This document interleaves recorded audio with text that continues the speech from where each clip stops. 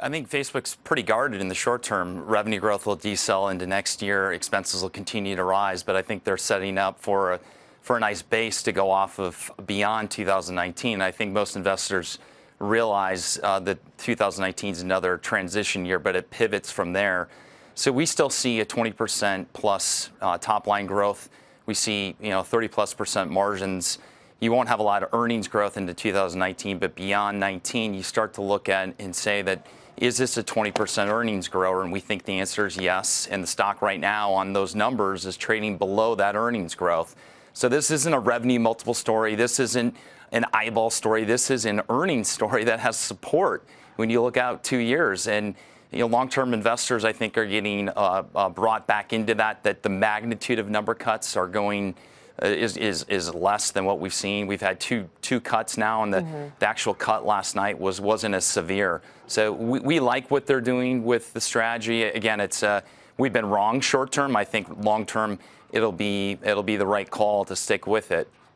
It may also be a spending story. I mean, on one side of it, you have what they plan on doing and what they project for operating margins, what they project for revenue growth. And on the other hand, you have Zuckerberg saying that they don't have a firm grasp of the problem when it comes to privacy and keeping the news feed clean. They won't have a firm grasp until the end of 2019.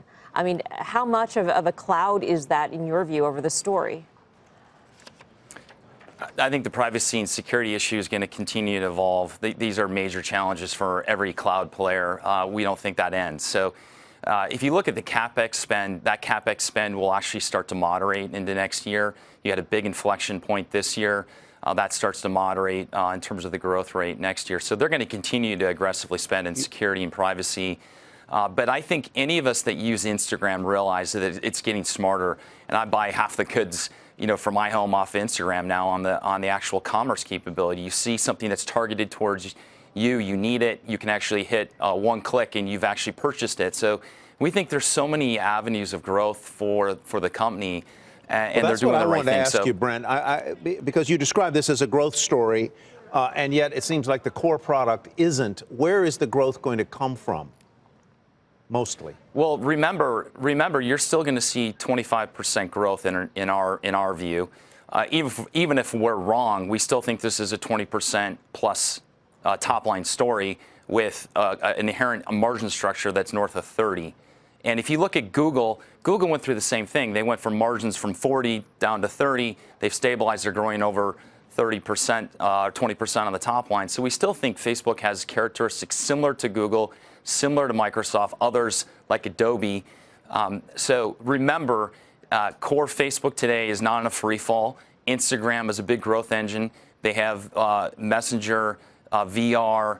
We think there's other initiatives around collaboration, travel. There's so many initiatives that they can layer in. And I think many are asking, what's the next big thing for Facebook?